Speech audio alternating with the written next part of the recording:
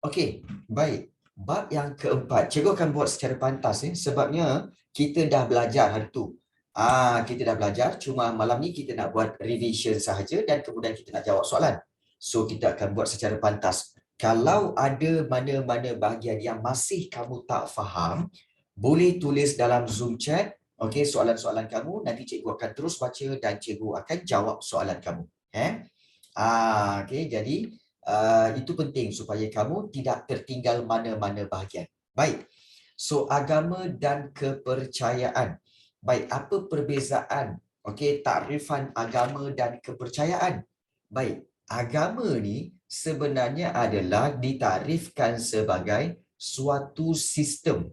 Dia sistemnya berkaitan anutan. Anutan tu maknanya adalah kepercayaan. Keimanan pun kepercayaan. Dan juga penyembahan terhadap Tuhan. Ini satu definisi ya.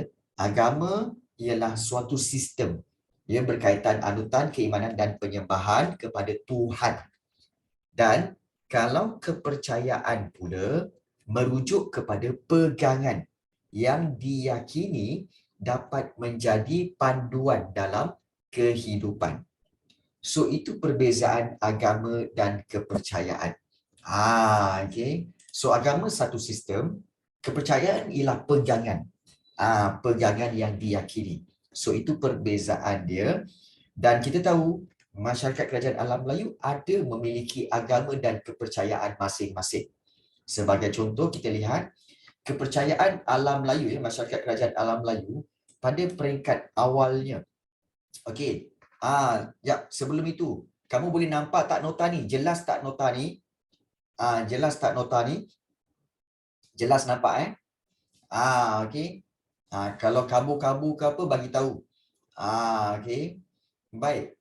So kalau kita lihat di sini, baik, kepercayaan awal terbahagi kepada dua, iaitu animisme dan juga dinamisme.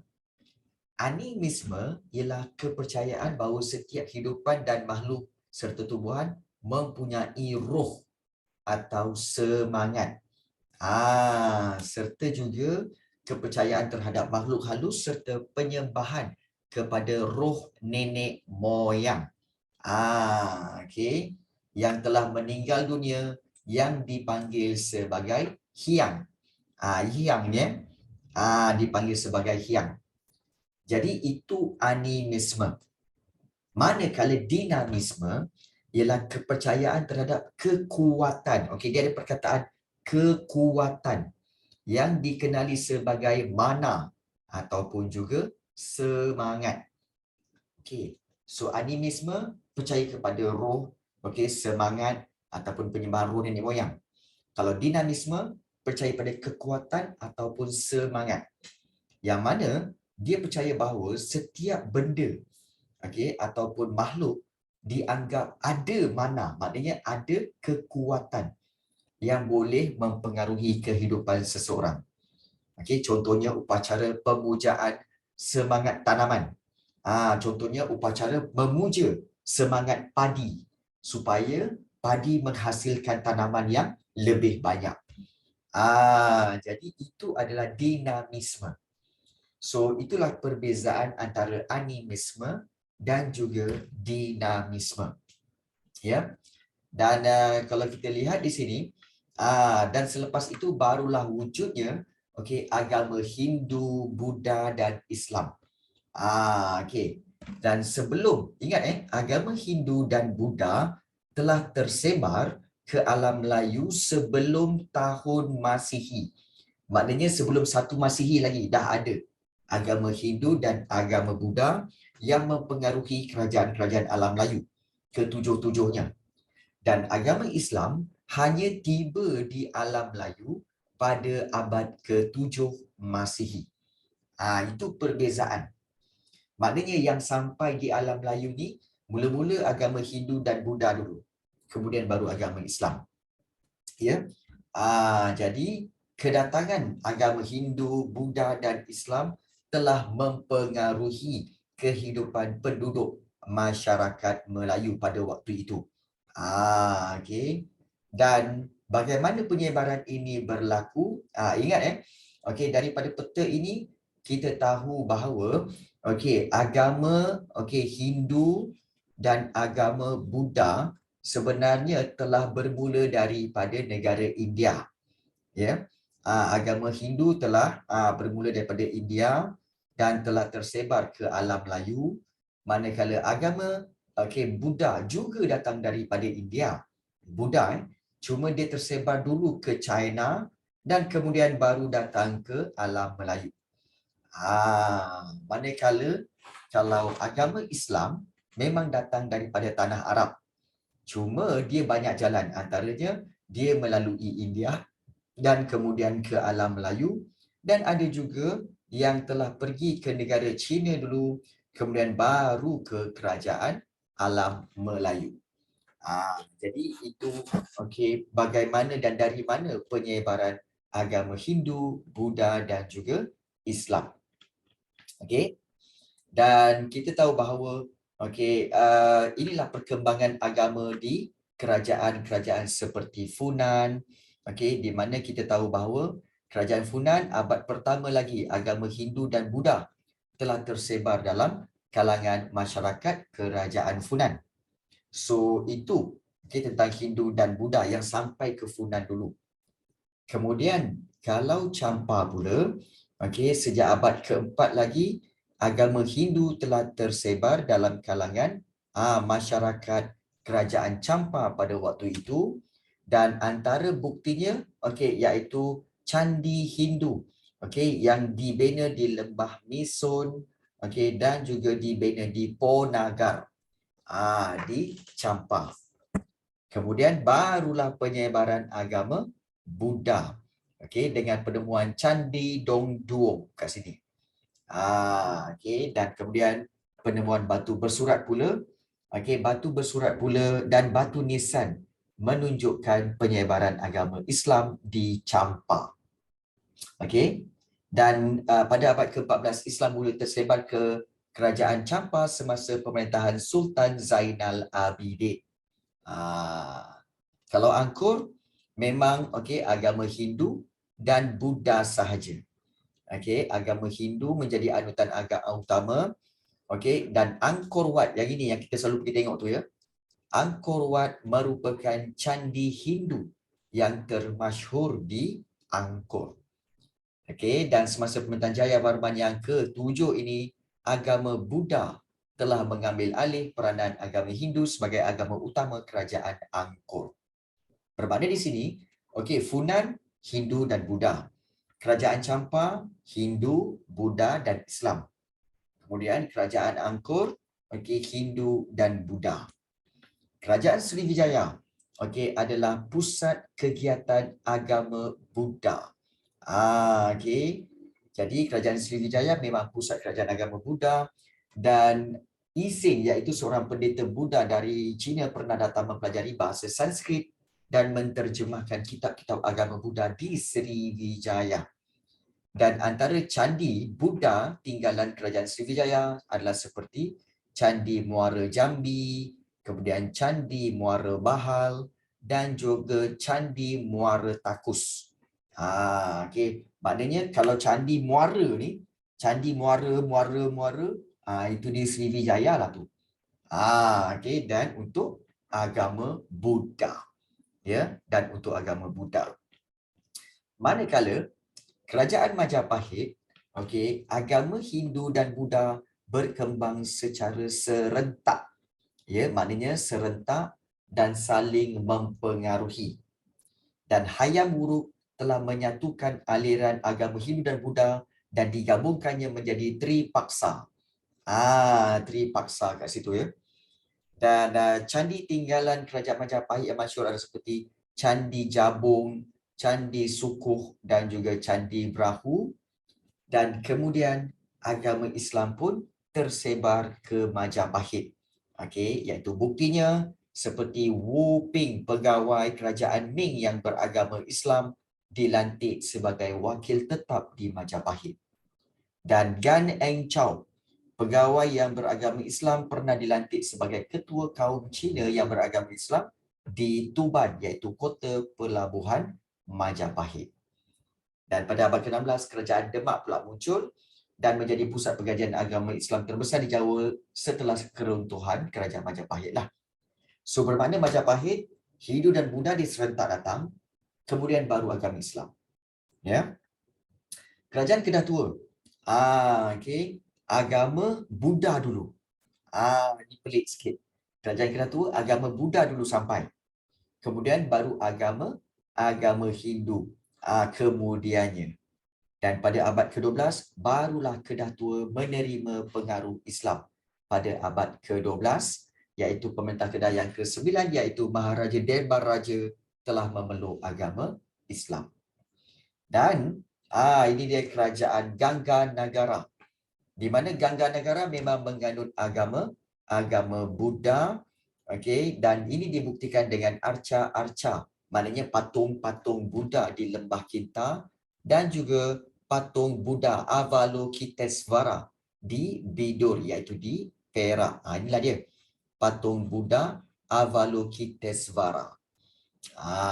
Jadi kita telah lihat bahawa secara umumnya, okey, banyak kerajaan-kerajaan alam Melayu, okey, menerima agama Hindu dulu, kemudian baru Buddha, kemudian baru agama Islam, kecuali macam Sriwijaya dan Kedah Tua yang mana mereka menerima agama Buddha dulu, serta Gangga Nagara, dan kemudian barulah agama Hindu dan ada juga yang menerima agama Islam.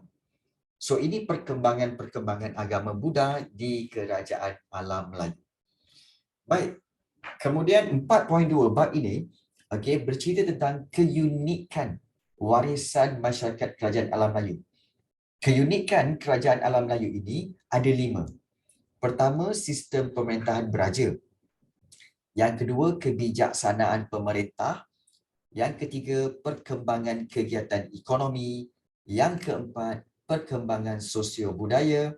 Dan yang kelima, iaitu amalan agama. So, kita tengok satu-satu. Iaitu berkaitan dengan sistem pemerintahan beraja. Baik. Secara umumnya, kerajaan alam Melayu semua diperintah dengan sistem beraja. Sebab raja menjadi tonggak utama kerajaan. Kalau ada yang tak tahu, cikgu, tonggak tu apa? Tonggak ni sebenarnya backbone. Macam kita manusia kan ada backbone, tulang belakang kan? Itu dipanggil tonggak. So, raja menjadi backbone ataupun tonggak utama kerajaan. Dan raja akan dibantu oleh para pembesar dan memperoleh ketaatan daripada rakyatnya. Oh, spine Okey, terima kasih banyak Arif Mustaqim. Spine. Al-maklumlah, cikgu guru sejarah, bukan guru sains. Okey, terima kasih banyak untuk bantuan itu. Baik. So, sistem raja, kena ingat raja adalah berasaskan keturunan. Ingat raja berasaskan keturunan diraja, maknanya keturunan ni bermaksud mula-mula mungkin datuk dia, kemudian bapa dia, kemudian dia, kemudian anak dia, kemudian cucu dia. Maknanya keturunan raja tu daripada keturunan raja itu saja. Dia bukan orang lain. Jadi pemilihan raja itu akan disahkan oleh para pembesar dan dianggap suci serta berdaulat. Okey. Baik, wanita keturunan raja, di sini ada wanita keturunan diraja boleh dilantik sebagai pemerintah dalam kerajaan Majapahit. Itu bolehlah. Baik, kedudukan raja. Kalau pengaruh Hindu dan Buddha, raja dianggap sebagai titisan dewa dan mesti dihormati. Itu dalam agama Hindu dan Buddha. Tapi bila datang Islam, maka menggunakan konsep khalifah. Khalifah di mana raja-raja perlu sentiasa ditaati. Sesiapa yang mengingkari, dianggap mengingkari Tuhan. Siapa mengingkari raja, dianggap mengingkari Tuhan. Dan itu dianggap sebagai menderhaka. Itu kedudukan raja. Tinggi Dan kita tahu bahawa gelaran pemerintah. Setelah kedatangan pengaruh Hindu dan Buddha, maka pemerintah menggunakan gelaran raja dan maharaja. Kemudian gelaran sultan ni digunakan setelah kedatangan Islam. Bila Islam datang, raja-raja tukar title dia kepada sultan. Dan raja juga menggunakan banyak gelaran lah. Seperti kita tahu Sriwijaya, Raja Sriwijaya digelar sebagai Raja di Gunung, Maharaja di Pulau. Dan kalau kita lihat, golongan raja yang diberi gelaran mengikut identiti dan keunikan kerajaan. Misalnya Raja Funan, Champa, Angkor Sriwijaya menggunakan gelaran Sanskrit iaitu Varman. Kan kita ada belajarkan Surya Varman, Indra Varman, Jaya Varman. Varman ni sebenarnya raja. Ya. Surya Varman maknanya Raja Surya, Raja Matahari. Kemudian juga Jaya Varman maknanya raja yang berjaya. Indra Varman maknanya raja alam. Indra raja alam. Jadi Varman itu sebenarnya ialah raja.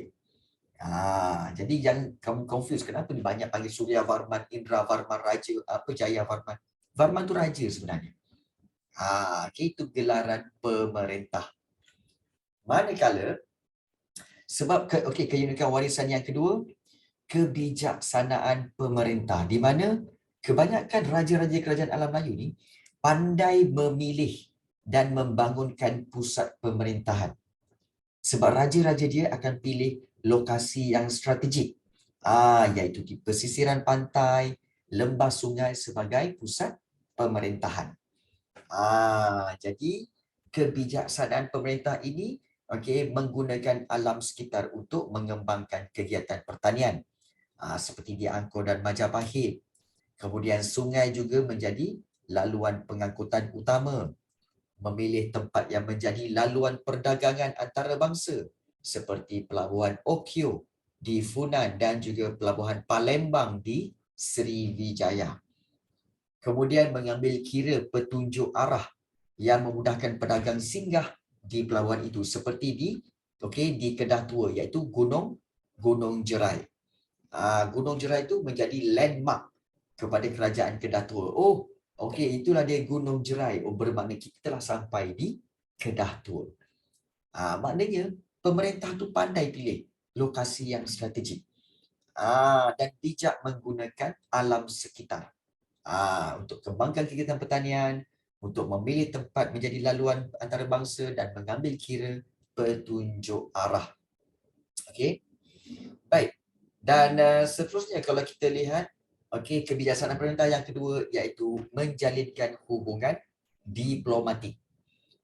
Hubungan diplomatik ni maksudnya adalah hubungan kerajaan dengan kerajaan lain. Kerajaan alam Melayu dengan kerajaan lain seperti kalau kita lihat hubungan persahabatan seperti kerajaan Sriwijaya yang mengirimkan utusan persahabatan dengan kerajaan China. Majapahit pun ada juga menjalinkan persahabatan dengan China. Kemudian yang kedua, hubungan diplomatik itu untuk apa? Bantuan ketenteraan atau senjata. Contohnya Maharaja Chola dari India telah menghantar bantuan tentera ke Sriwijaya untuk menyelesaikan pemberontakan. Kemudian hubungan diplomatik ini juga wujud melalui hubungan perkahwinan seperti perkahwinan pemerintah Majapahit iaitu Raden Wijaya dengan puteri kerajaan Singhasari. So, kenapa pentingnya hubungan diplomatik kerajaan dengan kerajaan ini? Supaya dapat memelihara kedaulatan kerajaan, mendapat perlindungan, meluaskan jaringan perdagangan, serta mengukuhkan agama dan juga budaya. So, itu keunikan warisan yang kedua iaitu kebijaksanaan pemerintah. Yang ketiga, kegiatan ekonomi. Bila dah lokasi itu pemerintah pandai pilih, maka dapatlah menjalankan kegiatan ekonomi. Seperti apa? Kegiatan ekonomi dengan memanfaatkan kesuburan tanah. Dengan membuka banyak kegiatan pertanian. Seperti di lembah sungai Mekong, kemudian sungai Musi, sungai Bengawan Solo dan sungai Berantas di Majapahit. Dan masyarakat kerajaan alam Melayu ingat mahir membina sistem pengairan seperti bare. Bare itu ialah takungan air yang luas. Dan sistem saliran untuk memastikan bekalan air mencukupi di kawasan pertanian. Okey. Baik. Iaitu kalau kita lihat mencipta sistem pengairan, bare, sistem saliran. Okey, dan sistem pengairan ini dibina untuk apa? Tanaman utama ialah padi, dan kita tahu padi perlukan air yang banyak. Okey. Jadi begitu juga kalau kita lihat, okey, kegiatan perdagangan telah mendorong berlakunya interaksi antara kerajaan serantau dengan kerajaan antarabangsa, dan masyarakat kerajaan alam Melayu ini memang mempunyai kemahiran yang tinggi dalam ilmu pelayaran, selok belok laluan laut dan sungai serta menyelam dalam tempoh yang lama. Ada kerajaan, ada masyarakat alam Melayu yang boleh menyelam dalam laut lebih daripada 2 minit. 2 minit 2 minit tu lama. Kita ni 15 saat, 20 saat pun dah mencungap kan. Dia 20 minit 20 minit, 2 minit. Lama tu. Kan. Dan kemudian kegiatan ekonomi yang ketiga iaitu membina pelabuhan. Ingat ada 3 jenis pelabuhan. Pelabuhan pembekal iaitu pelabuhan yang membekalkan bahan-bahan dagangan dan bekal makanan. Yang kedua, pelabuhan kerajaan, di mana pelabuhan pembekal tadi berkembang apabila wujudnya pusat pentadbiran atau wujudnya kerajaan di pelabuhan itu. Sebab itu dipanggil pelabuhan kerajaan. Dan yang ketiga, pelabuhan entry port, di mana pelabuhan ini menjadi tumpuan pedagang dan berperanan sebagai pengumpul, pengendali dan pengedar barang-barang dagangan daripada para pedagang serantau dan juga para pedagang antarabangsa. Entry port ni maksudnya apa tahu?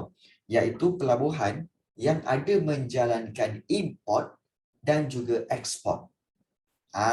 Itu dipanggil entry port. Dia import barang, kemudian dia kumpulkan setempat dan kemudian edarkan barangan, maknanya ekspor. Jadi itu dipanggil pelabuhan entry port. So ada 3 jenis pelabuhan ya. Baik. Dan kemudian kita tahu yang seterusnya iaitu perkembangan sosio-budaya, di mana kita telah pelajari dalam bab yang ketiga daripada sudut sistem tulisan dan bahasa, kemudian berlakunya perkembangan persuratan serta perkembangan seni bina, di mana kita tahu bahawa macam sistem tulisan dan bahasa tulisan Pallava dan tulisan Kawi yang berasal daripada India digunakan secara meluas sebagai medium tulisan bahasa tempatan dan Sanskrit. Kemudian bila datang Islam, maka huruf-huruf Arab disesuaikan menjadi tulisan Jawi yang menjadi warisan sistem tulisan masyarakat Melayu sampailah sekarang. Dan contohnya hikayat Amir Hamzah ini merupakan karya persuratan dalam bahasa Melayu yang ditulis dengan tulisan Jawi. Dari sudut persuratan, kita lihat kegiatan persuratan ini berkembang dalam bentuk mula-mula batu bersurat. Kita belajar kan, batu bersurat tu ada tulisan-tulisan cerita tentang undang-undang kerajaan. Jadi itu ditulis dalam bentuk batu bersurat dulu. Kemudian baru ditulis dalam bentuk manuskrip. Manuskrip tu di atas kertas ataupun di atas daun-daun lontar ditulis pelbagai perkara tentang manuskrip itu. So ini persuratan, perkembangan persuratan. Dan dari pada seni bina kita tahu bahawa banyak perkembangan dari sudut kegiatan pertanian, pelayaran dan juga perdagangan dan keagamaan. Di mana kita tahu bahawa kerajaan alam Melayu melahirkan petukang-petukang kapal yang handal, maknanya melahirkan orang-orang yang pandai dan expert dalam membina kapal. So ukiran dinding pada Angkor Thom menggambarkan warisan seni bina perkapalan masyarakat kerajaan alam Melayu. Maksudnya seni bina ini merujuk kepada apa tahu? Merujuk kepada kepakaran masyarakat alam Melayu dalam membina kapal. Okey. Dan dari sudut amalan beragama. Okey, kalau kita lihat macam kita selalu tertanya-tanya kenapa banyak agama yang datang ke alam Melayu? Kerana yang pertama, sifat terbuka masyarakat alam Melayu. So mula-mula mereka menerima Hindu dan Buddha. Kemudian mereka menerima Islam. Jadi kita tahu bahawa sifat masyarakat alam Melayu ni dia berfikiran terbuka. Mana yang baik diambil. Itu sifat terbuka dalam amalan beragama. Kemudian agama juga menjadi simbol penyatuan antara raja dan juga rakyat. Di mana golongan agama memainkan peranan penting untuk mengukuhkan kedudukan raja di atas tata kerajaan. Contohnya, golongan Brahmin paling penting.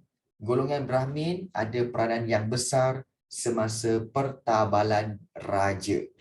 Seorang Brahmin yang bernama Hiranyadama telah mengisytiharkan kedudukan pengasas kerajaan Angkor seperti Jayavarman II sebagai Dewa Raja. So, raja sebagai simbol penyatuan. Dan agama telah menyatukan rakyat dan juga raja. Kemudian kalau kita lihat golongan agama mendapat status istimewa. Iaitu macam golongan Brahmin tadi kan. Mendapat status yang istimewa dalam kerajaan alam Melayu. Orang-orang yang golongan Brahmin ini akan dilantik sebagai pentadbir, sebagai penasihat pemerintah dalam kerajaan alam Melayu seperti Funan, Sriwijaya dan juga Angkor. Begitu juga dalam amalan beragama ada sifat toleransi. Toleransi itu ialah tolak ansur. Tolak ansur di mana kita tengok penganut agama Hindu membina candi Prambanan berdekatan dengan candi Borobudur. Dan candi Borobudur iaitu candi untuk penganut agama Buddha. Bermakna sebelah-sebelah aja. Tak jauh candi Prambanan dan candi Borobudur. So ini menunjukkan sifat toleransi iaitu tolak ansur. Dan agama sebagai lambang keagungan di mana candi-candi besar itu candi-candi besar seperti Borobudur, Angkor Wat itu semua menjadi lambang keagungan sesebuah kerajaan dan dikagumi sehingga hari ini. Dan candi ini sebenarnya adalah kuil, iaitu candi ini sebenarnya adalah pusat ibadat, tempat pemujaan roh nenek moyang dan pusat perhimpunan para pendeta. Itu kepentingan amalan beragama. Dan sistem pendidikan. Amalan beragama menyebabkan sistem pendidikan tersebar di mana bila agama Islam tersebar, masjid dibina sebagai pusat ibadat, pusat pendidikan, dan keunikan sistem pendidikan Islam melalui institusi pondok atau madrasah. Yang sampai sekarang ada lagi pondok dan madrasah. Cikgu, apa tu institusi pondok dengan madrasah? Baik, bagus soalan tu. Sebenarnya, madrasah dan institusi pondok ni sebenarnya adalah satu sistem sekolah. Sebenarnya dia sekolah, tapi sekolah yang fokus kepada pembelajaran agama Islam. Dia tak macam Hindu dan Buddha. Hindu dan Buddha semua nak belajar, kena pergi kuil ataupun kena pergi tokong. Kena pergi sana untuk mempelajari agama Hindu dan Buddha. Tetapi kalau macam Islam, dia bukan sahaja di masjid, tetapi dia akan buat sekolah. Sekolah yang mana ada ustaz, ada guru yang akan ajar. Dan itulah dia pondok dan madrasah, iaitu macam sekolah agama, cikgu. Ya, dia macam sekolah agama. Tapi diorang tak adalah meja kursi, tak ada. Diorang belajar dengan duduk bersila dan masing-masing pegang kitab, dan ada seorang ustaz yang duduk depan akan ajar sambil pegang rotan. Siapa yang bising dilibas. Cikgu tahulah kan. Sebab cikgu dulu ustaz juga. Mengajar sekolah agama juga dulu cikgu. Jadi cikgu tahu. So itulah dia sistem pendidikan. Baik. Okey, dengan itu kita telah pun okey mempelajari okey dan kita dah buat revision berkaitan bab 4. Bab 4 sebenarnya tak susah mana. Okey, sebab dia meliputi agama dan kepercayaan okey kerajaan alam Melayu serta okey keunikan warisan kerajaan alam Melayu. Okey, iaitu yang 5 ni lah. Sistem pentadbiran beraja, kebijaksanaan dan sebagainya. Okey, baik. So, cikgu tahu. Takut ya. Okey, semua takut sebab minggu ini ada peperiksaan. Ada ramai yang kata minggu ini ada peperiksaan. Jadi, hari ini kita akan teruskan. Baik, sebelum kita teruskan, ada tak soalan nak tanya apa-apa sebelum kita pergi kepada soalan esei? Saya dah habis dah. Oh, okey, dah habis. Yang lain macam mana? Masih lagi belum ni ya. Belum exam lagi in 3 weeks. Okey, baik. Ada yang kata esok, ada yang kata Thursday. Tak apa. Jangan buang masa lagi. Ajar soalan. Okey, baik. Itu nak ajar tu. Baik. Okey, kita tengok soalan esei daripada bab yang keempat ini. Korang tengok sini ya. Baik. Soalan ini, soalan nombor 3 ni sebenarnya berkaitan dengan topik iaitu bab yang keempat. Okey. Baik. Bagaimana nak menjawab soalan esei ini? Baik. Korang dengar betul-betul. Tengok betul-betul. Baik, dengar betul-betul Baik, bila dapat soalan esei, paling penting macam cikgu selalu cakap, baca betul-betul. Ya, baca betul-betul soalan ni. Contohnya, kita tengok soalan ni Maklumat berikut berkaitan dengan kegiatan ekonomi masyarakat kerajaan alam Melayu. Okey. Dan kegiatan ekonomi masyarakat kerajaan alam Melayu bergantung pada lokasi pertempatan mereka. Perkembangan pertempatan mencorakkan jenis kegiatan ekonomi yang boleh dilakukan untuk menyara hidup dan menjalankan perniagaan. Soalannya, jelaskan kegiatan ekonomi yang dilakukan oleh masyarakat kerajaan alam Melayu. Baik, 6 markah. Baik, bila 6 markah? Banyak ni cikgu. Baik, 6 markah. Macam selalu cikgu cakap, okey, kita gunakan strategi 3 fakta. Kita nak kena beri 3 fakta dan juga 3 huraian. 3 fakta, 3 huraian. Okey. Baik, bila kamu dah tahu, 3 fakta, 3 huraian ni. Okey, baik. So, kalau begitu, kamu nak buat apa selepas itu? Okey, kita kena lihat Terus kamu, terus sketch jawapan. Cari 3 fakta tu dulu. Huraian tak apa, kemudian. Paling penting cari 3 fakta. Okey, aku nak cerita apa ni? Okey, kegiatan ekonomi ni. Yang pertama. Okey, yang pertama iaitu kegiatan ekonomi dia apa? Memanfaatkan kesuburan tanah. Jadi kesuburan tanah itu nanti dia akan buat apa? Untuk kegiatan pertanian. Baik. Cikgu, ini fakta dia ke? Fakta. Huraian dia nak cerita apa cikgu? Baik.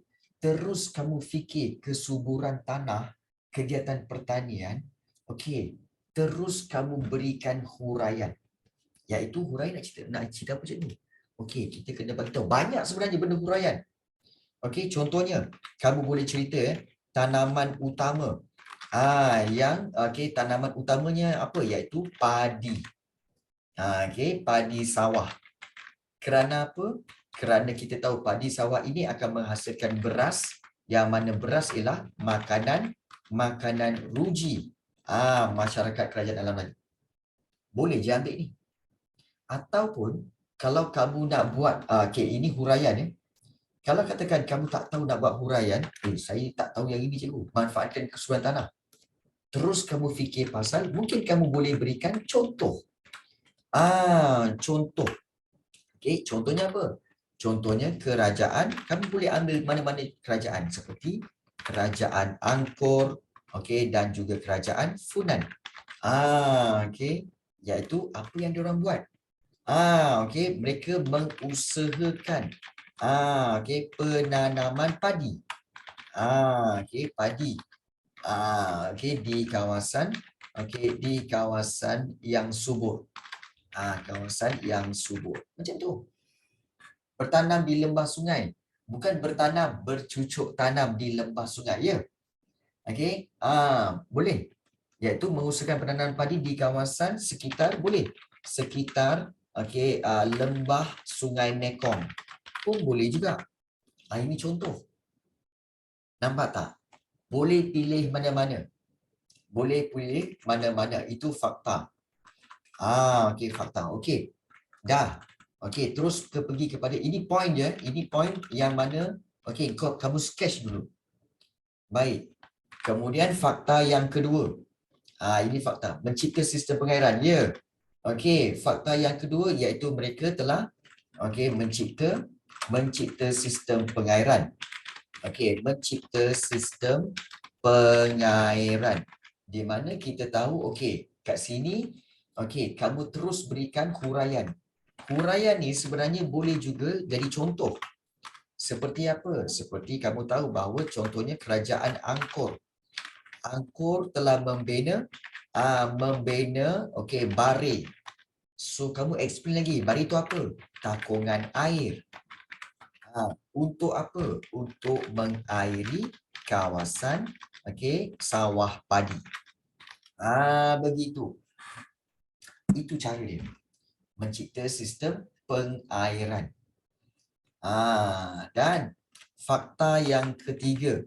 Terus pergi fakta yang ketiga sebab kita nak sketch ni jangan panjang-panjang kita lepas ni nak buat ayat pula.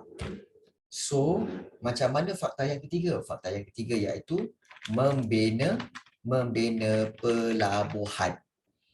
Kita tahu kerajaan alam Melayu ada juga yang membina pelabuhan. Okey, huraiannya untuk apa? Untuk apa membina huraian? Iaitu untuk untuk memudahkan kapal berlabuh. Okey, bagi tujuan perdagangan. Nampak tak? Dan kamu juga boleh berikan contoh, iaitu contoh banyak. Contohnya, okey, kerajaan Sriwijaya. Okey, Sriwijaya. Okey, iaitu membina pelabuhan. Di mana? Okey, di Palembang. Okey, untuk memudahkan perdagangan. Macam tu je. Simple-simple. Dah. Bila kamu dah tengok, dah ada fakta huraian. Okey, cukup. Terus start bina ayat jawapan. Baik, bagaimana nak membina ayat jawapan esei ni, cikgu? Baik, mulakan dengan ayat soalan. Iaitu kegiatan ekonomi yang dilakukan oleh masyarakat kerajaan alam Melayu ialah macam tu. Ambil ayat soalan dan kemudian bina dan sambungkan dengan fakta-fakta. Okey, senang je. Contohnya contoh macam cikgu buat ayat sini Okey, kegiatan ekonomi. Kegiatan ekonomi yang dilakukan oleh masyarakat kerajaan alam Melayu. Adalah terus masuk kepada fakta pertama. Adalah memanfaatkan kesuburan tanah. Titik. Ataupun kesuburan tanah untuk kegiatan pertanian. Untuk kegiatan pertanian. Titik. Satu markah dah. Antara kalau letak antara kat depan kegiatan boleh ke? Antara kegiatan ekonomi yang dilakukan oleh masyarakat alam boleh, tak ada masalah. Boleh. So kalau nak mulakan dengan perkataan antara pun boleh. Boleh. Jangan di antara, antara boleh. Baik. Kemudian kita boleh sambung dengan huraian. Sambung dengan huraian iaitu okey, tanaman yang menjadi keutamaan, okey, ataupun tanaman utama yang ditanam, ialah padi sawah. Padi sawah kerana masyarakat alam Melayu menjadikan beras sebagai makanan makanan ruji. Titik. Macam tu. Okey. So, kemudian pergi kepada fakta yang kedua. Bila pergi fakta yang kedua, cikgu syorkan kamu buat perenggan baru. Perenggan baru. Dan mulakan dengan penanda wacana. Selain itu, macam tu. Selain itu, kegiatan, ambil balik ayat soalan tu. Kegiatan ekonomi yang dilakukan, so kamu boleh olah balik, dilakukan adalah mencipta sistem pengairan. Jadi untuk apa? Juga untuk kegiatan pertanian. Kemudian titik masuk kepada contoh. Kita ambil contohnya. Contohnya kerajaan Angkor telah membina bari iaitu takungan air untuk mengairi kawasan sawah padi. Sawah padi. Titik. So situ dah berapa? 4 markah dah tu. Tu dah 4 markah dah tu ya. 4 markah dah. Cukup? Tak cukup. Dia nak bagi 6, kita bagi 6. Macam tu. Dia nak bagi 6, kita bagi 6. Dan selepas itu, untuk fakta yang ketiga, kamu terus membina perenggan yang baru. Dan memulakan dengan penanda wacana. Seterusnya, begitu. Seterusnya, kegiatan ekonomi yang dilakukan adalah membina pelabuhan untuk tujuan perdagangan. Yes, begitu. Titik. Dan kemudian sambung. Contohnya, contohnya kerajaan Sriwijaya membina pelabuhan di Palembang untuk memudahkan kapal berlabuh berlabuh untuk berdagang. Titik. Now, dengan itu, bila kamu tengok dah ada 3 perenggan, bermakna kamu telah buat fakta huraian, bermakna itu telah cukup 6 markah. Baik, ada yang tanya, kalau buat fakta huraian dengan contoh kat satu dikira 3 markah ke? Ya, betul. Kalau ada fakta, huraian dan juga contoh, fakta 1 markah, huraian 1 markah, contoh 1 markah. Begitu. Okey. Baik. Ada yang menyalin jawapan ke? Ada yang menyalin jawapan? Jawapan cikgu ni? Ya. Okeylah, salin. Salin. Okey. Maknanya, kalau kamu tengok ayat jawapan cikgu, sebenarnya ayat-ayat yang simple je. Okey. Dan ayat-ayat itu dibina untuk apa? Untuk bagi tahu fakta dan huraian. Supaya kita dapat markah mengikut markah yang diperuntukkan. Itu je. Tak ada pun cikgu guna perkataan-perkataan yang bombastik, perkataan-perkataan yang boom, yang perkataan-perkataan yang dalam bahasa Melayu kira sebagai tak ada. Muat ke cikgu? Okey. Baik, sebenarnya untuk soalan esei dia akan berikan ruang untuk kamu menjawab. Dia akan berikan ruang untuk kamu menjawab. So memang muat. Memang muat. Don't worry. Dan biasanya soalan bahagian C, okey, kadang-kadang diberikan kertas. Okey, kertas foolscap paper untuk kamu menulis jawapan mengikut nombor. Contohnya macam soalan ni kan. Kamu kena tulis nombor dia. Nombor dia apa? Iaitu soalan 3A. Macam tu. Kena tulis nombor soalan. 3A begitu. Supaya cikgu kamu tahu kamu jawab soalan mana.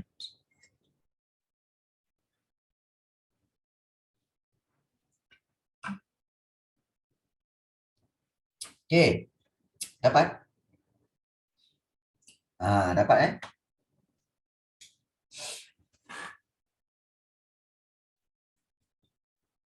So, kepada pelajar-pelajar yang tak yakin lagi untuk menjawab soalan-soalan esei, gunakan strategi seperti ini. Hanya perlu mencari fakta dan juga huraian ataupun contoh, dan kemudian benalah ayat ikut kepada peruntukan markah. Ya, ikut peruntukan markah. Jangan bagi sikit-sikit dan jangan bagi berlebih sangat. Kalau soalan tu nak 6 markah tapi kamu buat satu lagi perenggan. Konon-kononnya untuk apa? Konon-kononnya untuk standby. Jangan. Kerana apa? Kerana itu akan menyebabkan kamu menggunakan masa yang berlebihan untuk soalan itu. So nanti kamu tak sempat nak buat jawab apa soalan lain. Sudah rugi. So kalau dia nak bagi 6 markah, bagi je 6 je.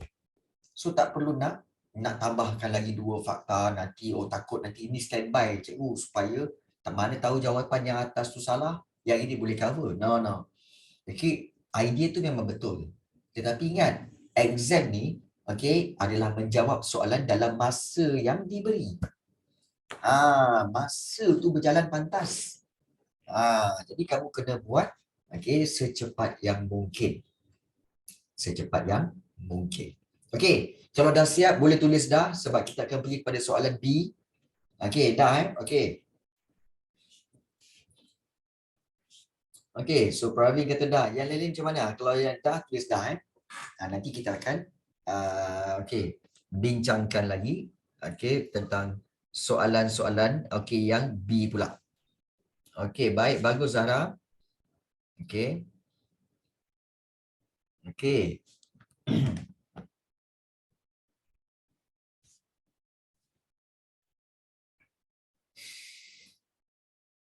Okey. Baik, bagus. Okey, dah. Okey. Baik. So, cikgu padam yang ini. Okey.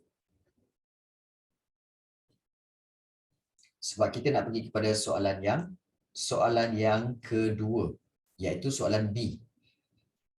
Okey. Soalan yang B, iaitu bincangkan perkembangan pelabuhan dalam kerajaan alam Melayu. Bincangkan perkembangan pelabuhan dalam kerajaan alam Melayu. So, bila kamu tengok soalan, make sure sama juga tengok berapa markah yang diperuntukkan. Markah yang diperuntukkan ialah 6 markah.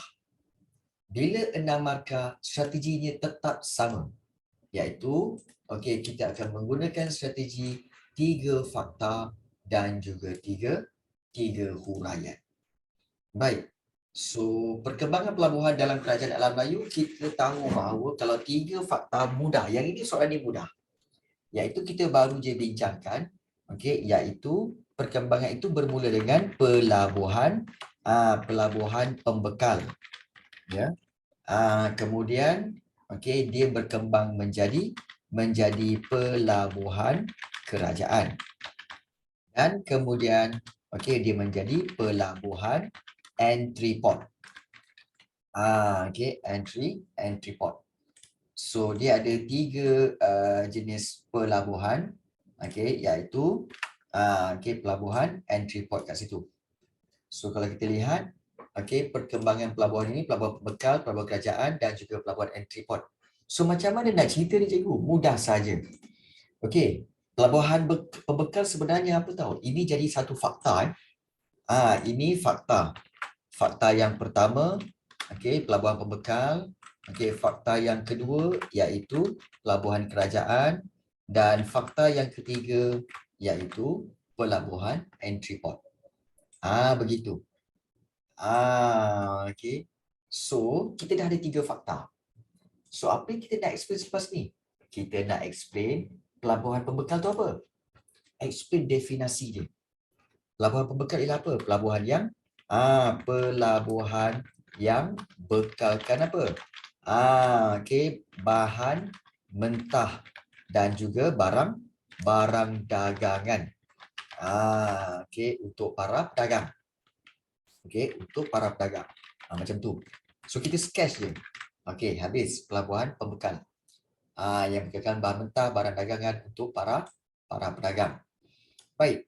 Kemudian pelabuhan kerajaan tu apa? So kita berikan definisi iaitu pelabuhan yang mana yang telah dibina ataupun kita kata yang telah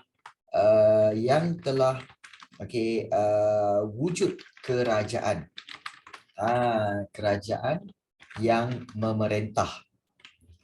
Pelabuhan yang wujud kerajaan yang memerintah. Memerintah negeri itu atau wilayah itu. Wujud kerajaan di pelabuhan tersebutlah. So itu dipanggil pelabuhan kerajaan. Ya, betul. Pusat pentadbiran, telah wujud pusat kerajaan, pusat pentadbiran atau kerajaan. Okey. Dan fakta yang ketiga, pelabuhan entry port iaitu pelabuhan yang mengumpul iaitu yang menjadi pusat pengumpulan dan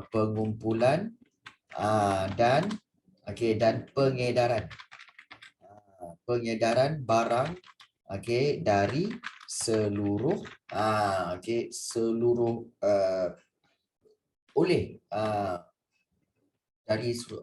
pengedaran pusat pengumpulan dan pengedaran barang dari seluruh dunia. Pusat pengumpulan dan pengedaran barang dari seluruh dunia. So dia macam tu je. Walaupun kamu lihat cikgu, macam ayat cikgu ni beza je daripada fakta. Memang beza. Tahu sebab apa? Sebab cikgu buat ayat berdasarkan pemahaman. Dan kita bina ayat jawapan berdasarkan pemahaman. Bukan berdasarkan fakta setiap perkataan kita nak ambil. Bukan. Apa yang kita faham tentang pelabuhan kerajaan? Iaitu pelabuhan yang telah wujud kerajaan yang memerintah negeri itu. Betul ke tak betul? Betul. Pelabuhan entry port. Pelabuhan yang menjadi pusat pengumpulan dan pengedaran barang dari seluruh dunia. Betul tak? Betul.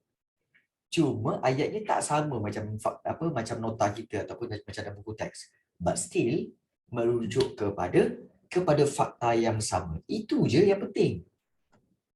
Nampak tak? Jadi kamu tak terikat kepada setiap patah perkataan yang ada dalam buku teks atau dalam nota. Jangan risau. Yang penting kamu boleh berikan jawapan mengikut pemahaman kamu. Okay. Ya, betul. Tak ada. Sebenarnya tak banyak soalan kebat. Sebenarnya soalan kebat bahagian C, sebenarnya soalan kebat kalau cikgu nak tunjuk pada kamu soalan A tadi yang kita dah jawab tu soalan fakta. Soalan B yang kita jawab ni juga fakta. Soalan C ni baru kebat. C ni baru kebat. Kebat ni bermaksud soalan-soalan yang mana jawapannya tidak ada dalam buku teks. Tetapi jawapan dia kamu kena fikir sendiri. Tetapi fikir itu berdasarkan logik dan pengetahuan kamu. Contohnya, yang sini. Pemimpin memainkan peranan penting dalam memajukan bidang perdagangan negara. Jelaskan pernyataan tersebut. Contoh macam ni. Ini 8 markah ni. Okey, 8 markah. So macam mana nak buat soalan ni cikgu? Kita guna strategi yang sama. Strateginya apa? Okey, iaitu strateginya tadi, okey, tadi kita guna 3 fakta 3 huraian kan untuk soalan 6 markah. So kalau untuk soalan 8 markah, okey, kita akan tukarkannya jadi berapa? Jadi 4 fakta dan juga 4 huraian. Macam tu. 4 fakta dan 4 huraian untuk dapat 8 markah. Itu perbezaan dia. Dan bila nak jawab soalan ini, baik, soalan KMAT paling penting kalau kamu nak jawab, kamu kena tengok dia punya keywords, kata kunci. Kata kuncinya apa cikgu? Okey, contoh soalan ini soalan C. Kata kunci mana? Kata kuncinya ialah yang cikgu bulatkan tu. Pemimpin. Okey, pemimpin memainkan peranan penting dalam memajukan bidang perdagangan negara. Jelaskan pernyataan tersebut. Maknanya pemimpin kata kunci. Peranan penting, maknanya fungsi penting dalam memajukan bidang perdagangan. Jelaskan. Maknanya di sini pemimpin dan peranan. So apa dia punya fungsi? Okey. So kita terus cari dia punya fakta. Baik, fakta dia okey, peranan pemimpin. Okey, pemimpin untuk majukan bidang perdagangan. Majukan bidang perdagangan. So, kita terus pergi kepada okey, fakta, okey, peranan dia yang pertama. Apa peranan dia yang pertama? Iaitu mempelbagaikan ataupun kita kata memajukan kegiatan, okey, kegiatan ekonomi. Kegiatan ekonomi iaitu memajukan, okey, contohnya apa cikgu?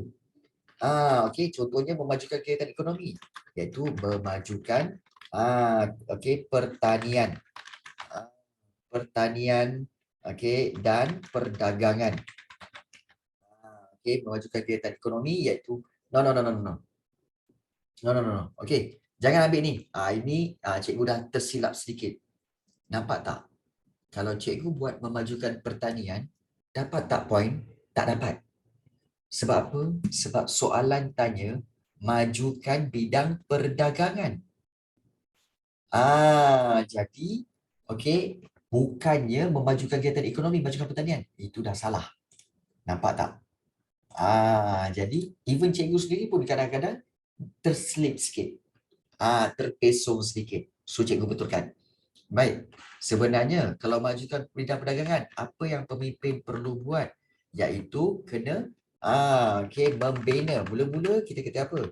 Membina pelabuhan. Pelabuhan yang okey, yang maju. Apa pelabuhan yang maju cikgu? Pelabuhan yang maju maksudnya pelabuhan okey, pelabuhan yang okey, menyediakan pelbagai kemudahan. Kemudahan apa? Seperti kemudahan membaiki kapal, kemudian okey, menyediakan gudang simpanan, okey, dan juga membekalkan okey, pelabuhan yang membekalkan makanan. Macam tu. Itu satu. Nampak tak? Membina pelabuhan maju itu fakta. Yang pelabuhan yang menyediakan berbagai kemudahan itu huraian. Dah dua dah. Okey. Baik. Seterusnya, yang kedua. Okey. Ya. Membina pelabuhan yang maju, okey, juga boleh juga. Okey, sasi iaitu membina okey, pelabuhan. Okey, membina pelabuhan. Pelabuhan yang strategik. Strategik iaitu meletakkan ataupun membina di lokasi lokasi yang terletak di laluan perdagangan. Tujuannya supaya apa? Supaya okey, pedagang okey, dapat singgah okey, berdagang di pelabuhan tersebut. Dapat singgah berdagang okey, di pelabuhan itu. peranan pemimpin. Perlu membina pelabuhan yang strategik, perlu membina pelabuhan yang maju, iaitu yang menyediakan pelbagai kemudahan. Membina pelabuhan yang strategik. Dah 4 markah dah. Dah 4 dah. Kemudian, okey, yang ketiga, iaitu paling penting. Okey, iaitu memajukan bidang perdagangan kan. Okey, iaitu yang ketiga, mengenakan cukai. Okey, pemimpin perlu mengenakan cukai. Semua pelabuhan ada cukai. Tapi macam mana nak pedagang tu singgah di pelabuhan kita? Sudah tentu mengenakan cukai yang berpatutan. Bukan cukai yang murah, tapi cukai yang berpatutan. Supaya apa? Supaya para pedagang tidak para pedagang bukan mengenakan cukai berpatutan supaya dapat menarik minat pedagang untuk singgah berdagang di pelabuhan itu. Di pelabuhan itu. So, mengenakan cukai yang berpatutan. Menarik supaya dapat menarik minat pedagang untuk singgah. Menaik taraf keselamatan pelabuhan, tak. Majukan bidang perdagangan. Ya, cikgu sokong. Menaik taraf tu sebenarnya apa tahu? Iaitu sebenarnya yang keempat, bukan memberi naungan. Iaitu memberi jaminan. Jaminan perlindungan kepada para pedagang. Para pedagang yang singgah di pelabuhan itu. Memberi jaminan perlindungan kepada para pedagang. Ya, bagus Sasi. Bagus. Di mana dengan memberi jaminan perlindungan maknanya para pedagang berasa selamat. Berasa selamat untuk singgah dan berdagang di pelabuhan itu. Di pelabuhan itu. So, bagaimana cara untuk para pedagang rasa selamat untuk singgah di situ, iaitu dengan menyediakan pasukan keselamatan untuk mengawal perairan. Perairan di pelabuhan itu. Ya. Macam tu lah. Baik. So, bila kamu dah ada yang ini dan kamu terus start buat ayat jawapan.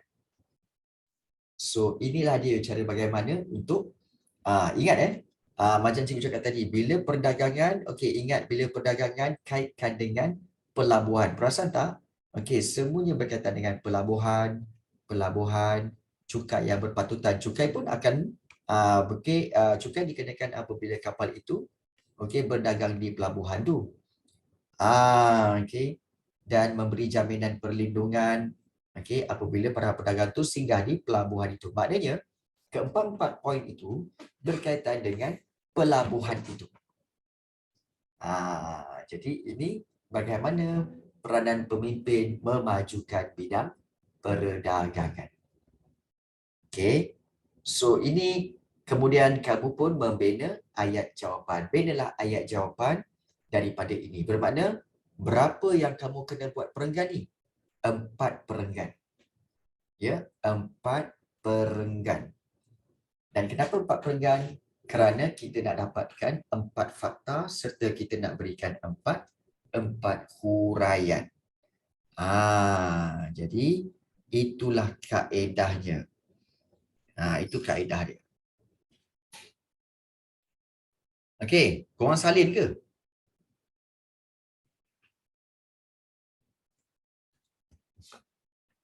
Oh ya ke? Okey, baik. Alright, tengah salin. Salinlah. Ingat tak perlu fikirkan ayat-ayat yang bombastik ataupun ayat-ayat yang kata apa? okey, yang orang kata apa, yang macam kamu buat BM kan. Kalau BM tu nak kena ayat yang yang power-power, ayat-ayat yang tak pernah dengar. No. Okey, yang penting nak bagi fakta, nak bagi huraian, straightforward. Dah, bagi je. Kemudian bina ayat. Supaya apa? Supaya kamu terus dapat markah. Okey. Sebab kepentingannya ialah, ingat sejarah bukan BM. BM ni nak bina ayat, perenggan, huraian, contoh dan juga kesimpulan, kata penegas, sebagai apa semua kan. Ada peribahasa lah nak masukkan. Sejarah tak payah. Sejarah memang straightforward. Bagi fakta, bagi huraian. Bagi fakta, bagi huraian. Bagi fakta, bagi huraian. Itu je. Okey. Jadi itu yang betul Sasi. Sebenarnya sejarah, terus saja cakap, nak jawab sejarah senang je sebenarnya. Senang. Cuma satu je yang cikgu risaukan. Iaitu kamu semua sebenarnya tak ingat fakta. Kan? Kantoi. Kamu semua tak ingat fakta. Betul tak, Markawi? Aku dah agak dah. Korang semua memang masalah tu. Okey. Memang cikgu dah tahu daripada awal lagi. Okey. Baik. Okey. Baik, ni cikgu nak bagi tahu. Okey, tentang berkaitan dengan tak ingat fakta. Begini. Okey, siapa yang tadi tulis besok ada exam? Siapa besok ada exam? Sejarah esok? Zahra yang tadi. Zahra ada exam esok okey. Baik. Okey. Baik. Begini. Okey, seandainya besok kamu ada exam, apa yang kamu kena buat? Okey, Zahra, bagi tahu cikgu bab apa yang masuk esok? Daripada bab berapa sampai bab berapa yang akan masuk esok? Cikgu kamu bagi tahu. Bab 1 sampai bab berapa? Bab 4, bab 5?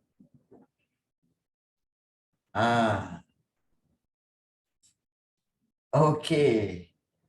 Form 1 bab 1 hingga bab 5. Allah, ada masuk form 1 ke?